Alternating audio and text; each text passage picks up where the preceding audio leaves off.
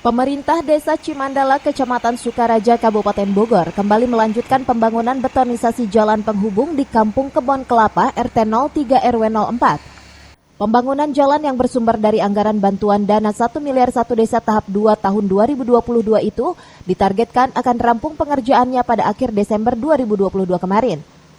Pembangunan betonisasi jalan Desa Cimandala dengan lebar 3 meter dan panjang 890 meter ini sekaligus dilakukan pembukaan akses jalan baru menuju ke beberapa wilayah RT dan RW, serta menuju jalan nasional.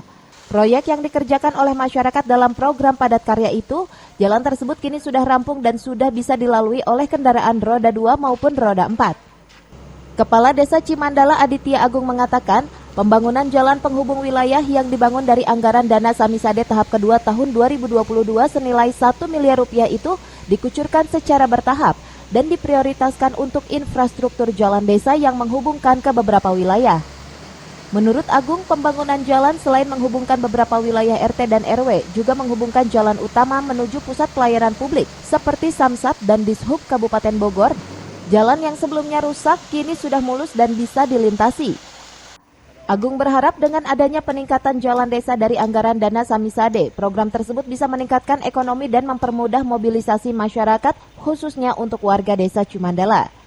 Dari Sukaraja, Kabupaten Bogor, Suhanda Abrizi melaporkan.